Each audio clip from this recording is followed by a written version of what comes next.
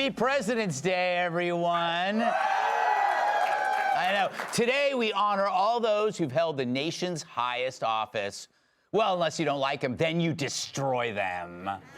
Judge Arthur Engoron, a Democrat, just handed down a $355 million first-of-its-kind settlement against Donald Trump after finding that Trump inflated the value of his real estate when applying for loans.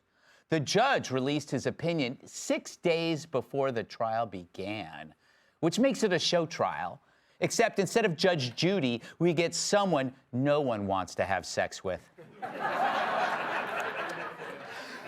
Now, the fact that no one was complaining about Trump's activities, including the banks who gave Trump the money, seemed to have no impact on Engoron, who during the trial did more mugging for the cameras than a Times Square migrant. And of course, $355 million seems excessive when the amount owed to the banks is zero. That's key. If you can't identify a victim, then the crime had to be reverse engineered.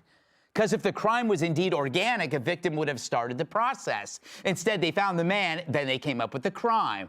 Does that sound familiar? That's my Uncle Steve.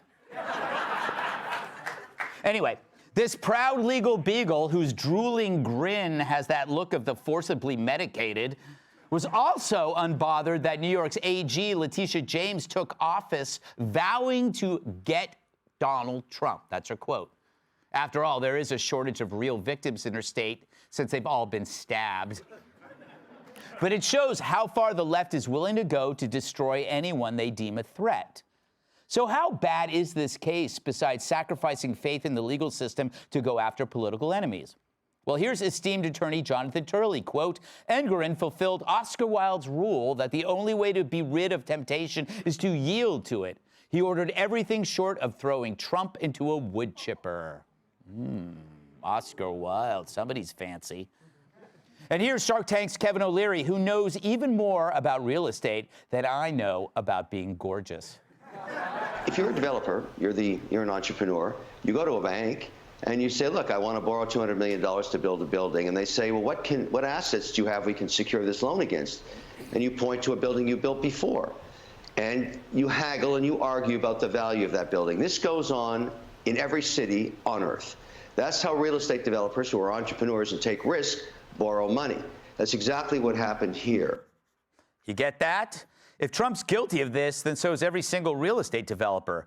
Trump claimed his property was worth a certain amount, the bank agreed, loaned the money, and Trump paid it all back. So what's next? Getting the death penalty for tipping with Kohl's cash? But this is what Tish James, New York State's top prosecutor, wastes her time with. She should be fined for impersonating law enforcement. New York State is still struggling from the effects of COVID and isn't expected to recover all its lost jobs for years, if ever. Tourism is down, migrants occupy thousands of hotel rooms, and the state leads the nation in population loss. Even my pool boys have moved to Miami. All I have to remember them by is a jar of their fingers. Too far or not far enough? So why not bring a bogus lawsuit that'll also scare off the real estate sector? As O'Leary points out, no developer would risk this much money to have a judge arbitrarily decide that you're in some form of breach of fraud where no damage has occurred. So they're just going to go elsewhere, and they are. I haven't seen this many people running away since Joy Behar washed up on the beach, and they had to blow her up with dynamite.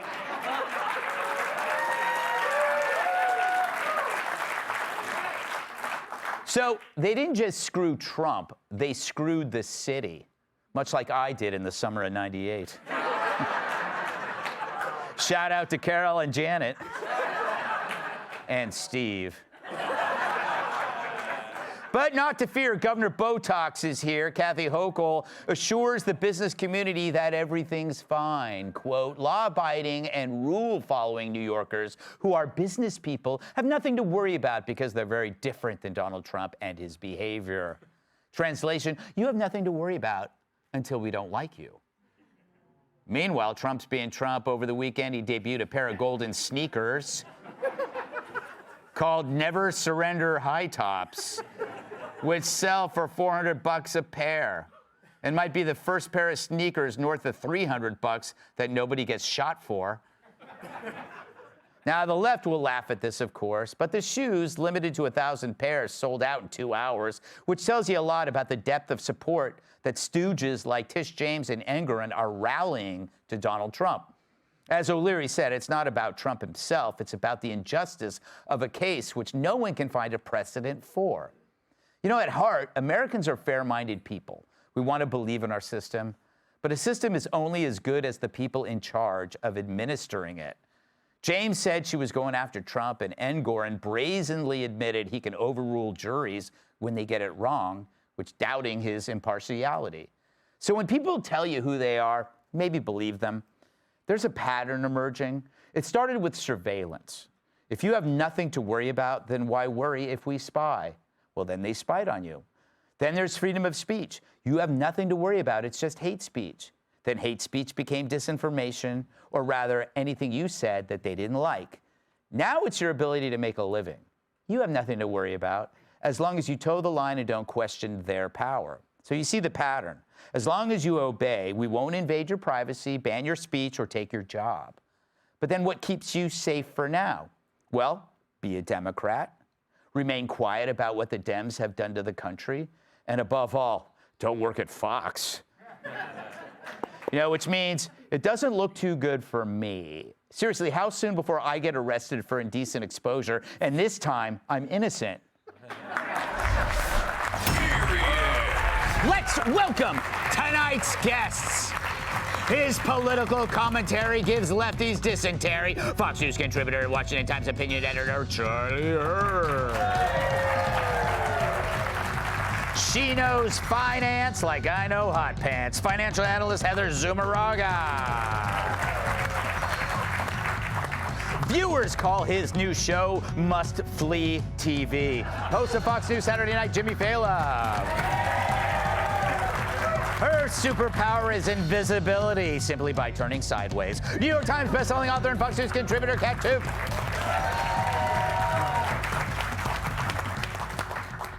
Charlie, everybody, like the people that are applauding this say, oh, it's in the billions. It's like this is such a fraud. But that's irrelevant. This is about contract negotiations and what people do when they're arguing for a salary. You always go for what you can't get. Yeah.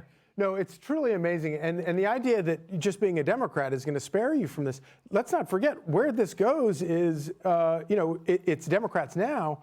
But when you throw the law to the wind, what you wind up with is, well, when somebody else comes in power, then they're going to persecute the other political enemies. Mm-hmm. And then it becomes a vicious cycle. That's the whole point of America. The whole point of the Constitution is to protect everybody no matter what. The one thing, though, I do love about Donald Trump, because it's like they've never learned a single lesson from him.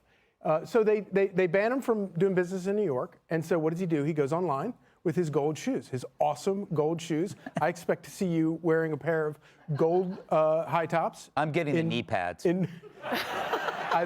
Unsubscribe. I don't unsubscribe. I don't want to know anything about that. You can do that. But so he goes online, and this is what he comes up with. And you're right, the left is going to make fun of him and laugh at him about this. But remember the thing Andrew Breitbart used to always say? He used to say that politics is downstream from culture. Why do they hate Donald Trump? They hate Donald Trump because he's not downstream from or upstream from culture or whatever. He is culture. He is, yeah. And they hate him for it, and they're not going to quit until they destroy him or he destroys them. But I fear that the destruction is going to, the target amplifies to include, obviously, his supporters and anybody that might disagree.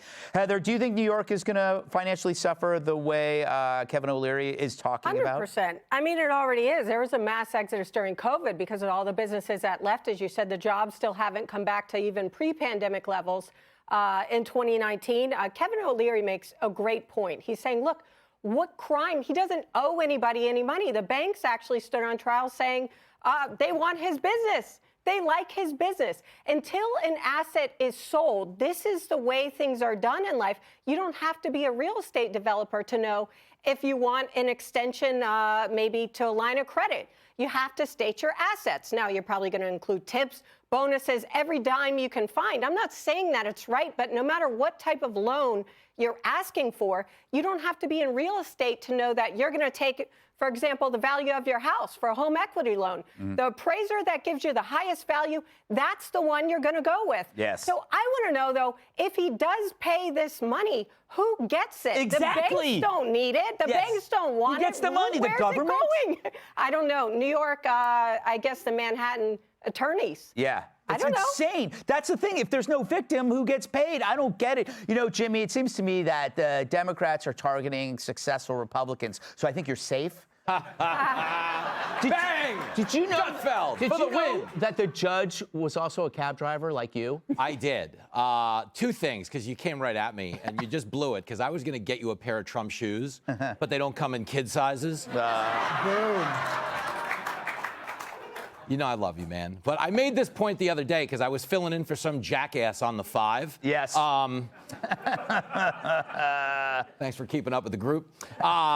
This is the financial equivalent of charging someone for murder, but there's no dead person. Yeah. Okay? That's exactly what they're doing here. If nobody that's a lender or a bank says they're an aggrieved class, then he's going to the chair for murder but didn't do anything. But that makes sense to them because they hate Trump. There's a lot of people out there, okay, who hate Trump so they don't have to look inward at the things they hate about themselves. Like if you grew up here in New York, you know Trump was a part of New York. Right. Okay, he had a show on NBC for 15 years. He wasn't a fringe loony in a shed. He was Trump.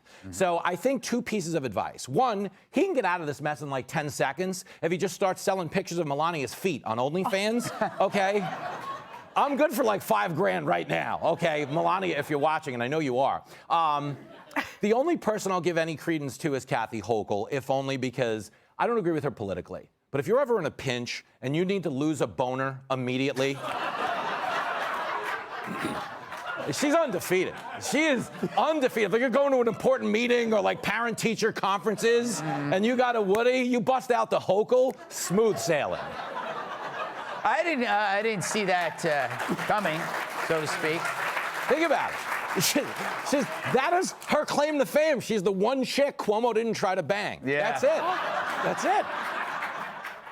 Kat, this whole idea of like it's unfair to amplify your value, we would not be making any money. In contract negotiations, I always ask for a pony. I don't get the pony, but it drives them nuts. Doesn't that make sense? You always. You know what makes sense? That he's a foot guy. Yeah. Yeah. A lot makes sense. Yeah. What I don't understand in all the discussion about this is the whole no one's above the law, no one's above the law, no one's above the law. But then also, isn't this an unprecedented way of doing things? So doesn't that mean that before this, actually everyone was above this law? Yes.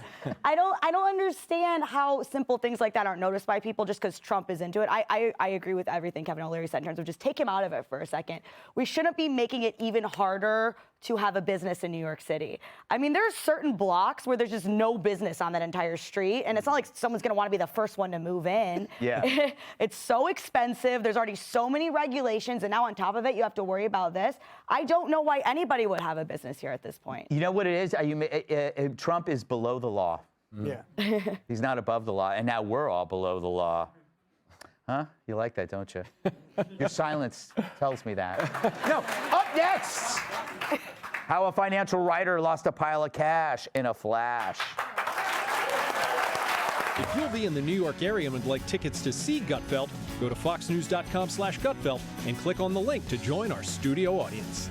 Hey, Sean Hannity here. Hey, click here to subscribe to Fox News YouTube page and catch our hottest interviews and most compelling analysis. You will not get it anywhere else.